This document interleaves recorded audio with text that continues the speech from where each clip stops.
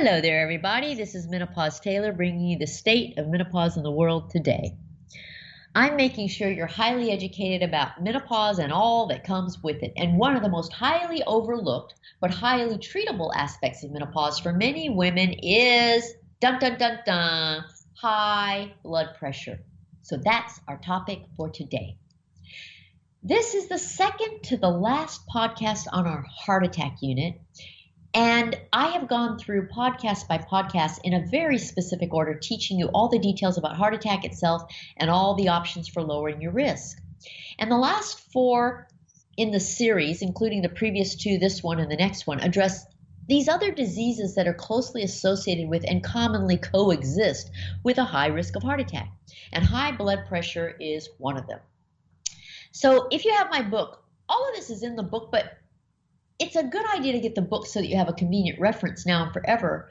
But this podcast will go into more detail. And this information on high blood pressure is really important. So don't brush it off. This podcast could literally save your life. So please give it your full attention.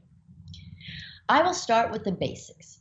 If you've ever listened to my podcast or watch my videos, you know that I always start at the very beginning, and I assume you know nothing, and that's because you don't know what you don't know.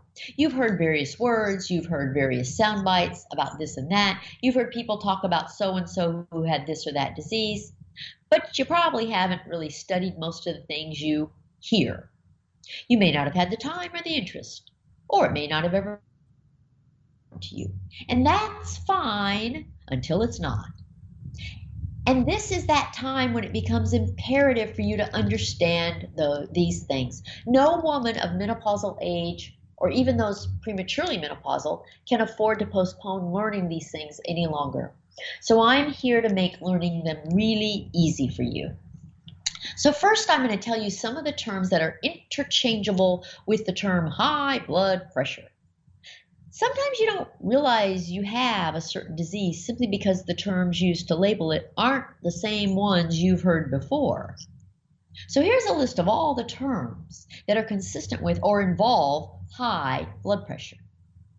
High BP, high pressure, elevated blood pressure, elevated BP, increased blood pressure, increased BP, hypertension, high tension, primary hypertension, essential hypertension, secondary hypertension, rebound hypertension, hypertensive urgency, hypertensive emergency, hypertensive crisis.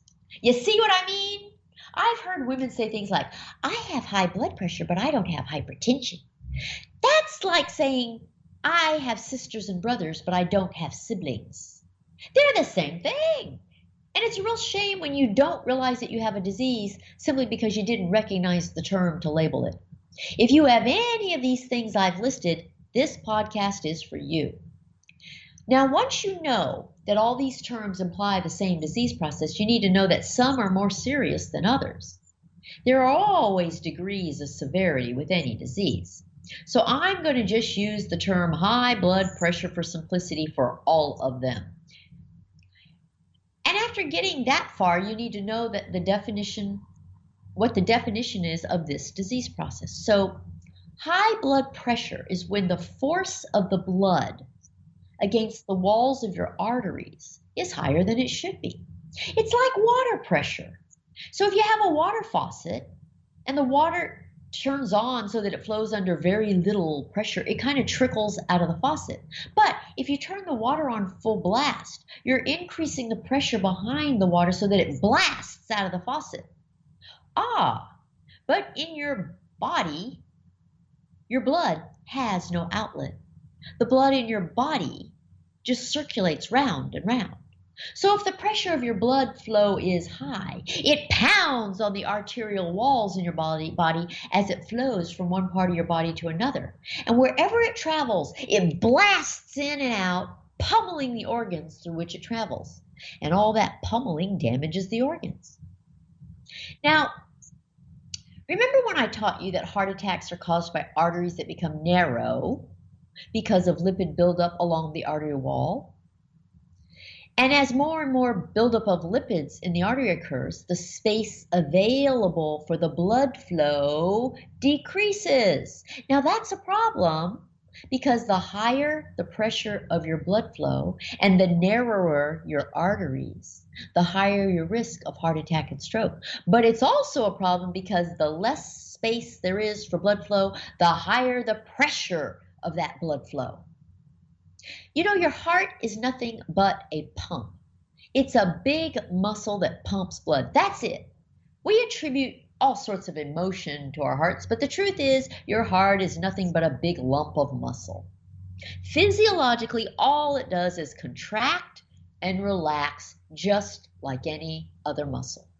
So your heart is what creates your blood pressure.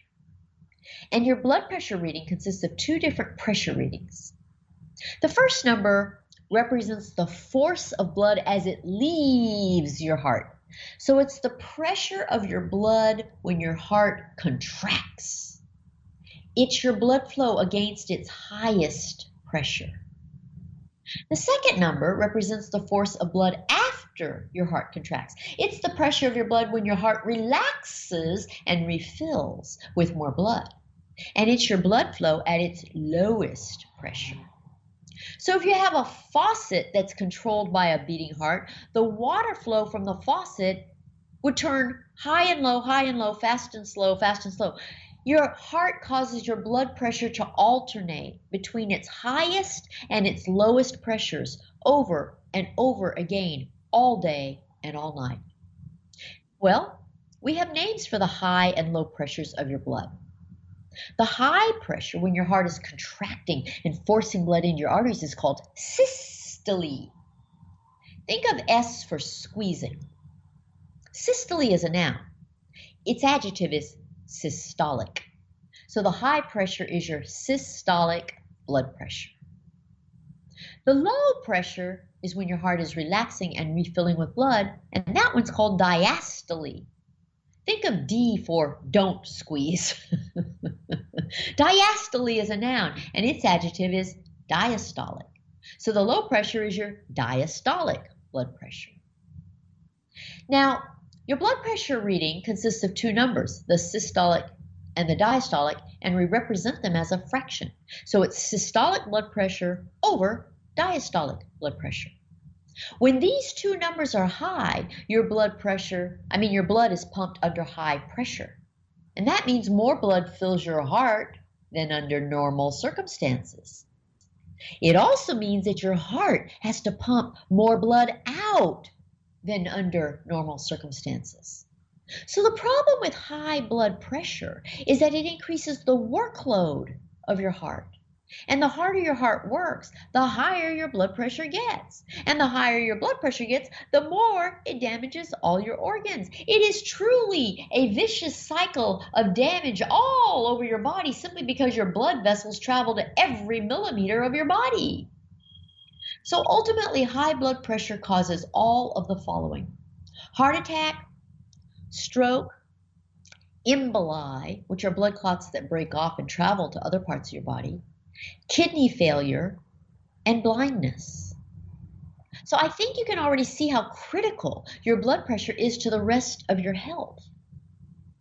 So now let's talk a bit about the symptoms of high blood pressure, because that will further your understanding even more.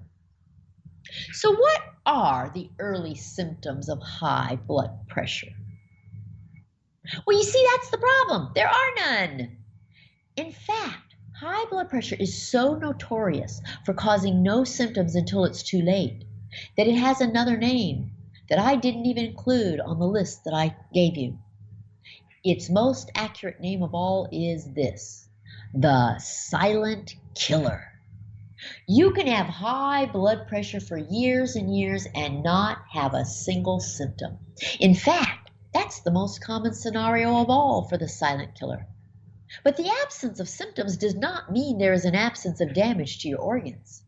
While you're carrying on with your life with nary a clue that anything is wrong, bam, you drop dead of a heart attack. Or bam, you have a stroke.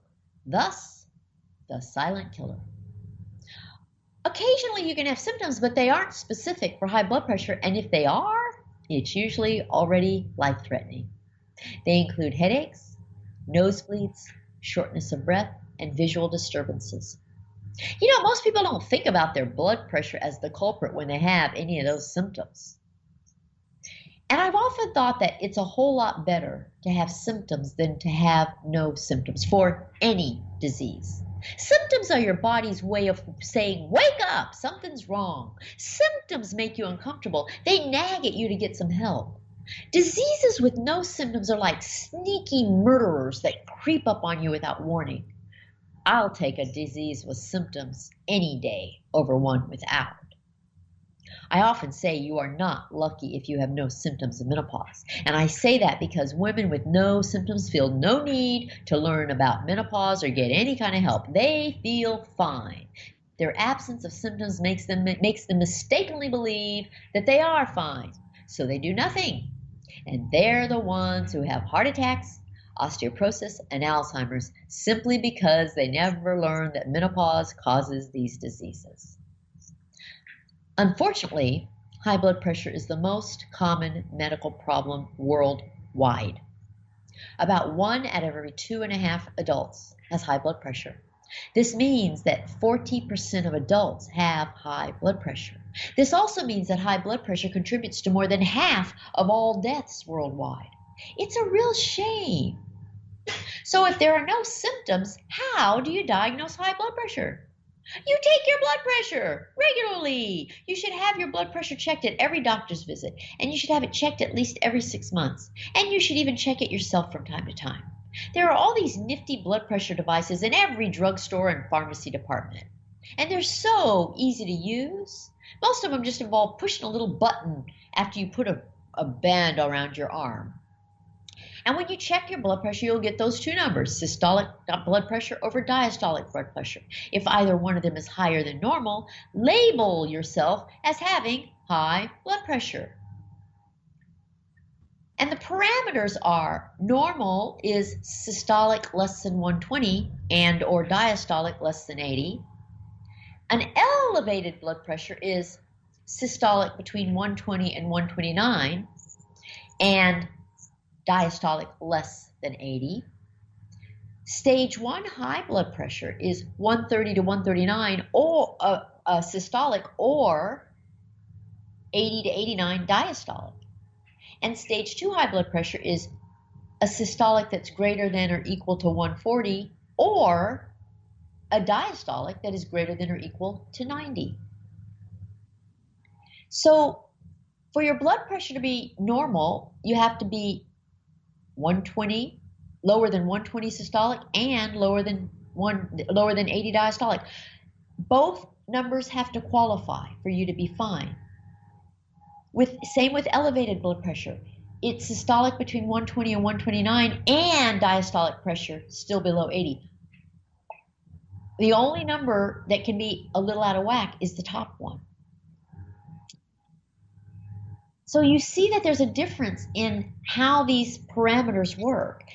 And I'll warn you about something because this is new. As of 2018, these parameters are more strict than they used to be. But since so many people have high blood pressure, and because lowering the threshold for a diagnosis of high blood pressure will create much more work for already overworked physicians, you may very well encounter a physician who still uses the outdated guidelines and tells you that you don't have high blood pressure unless your numbers are 140 over 90. Please don't settle for that.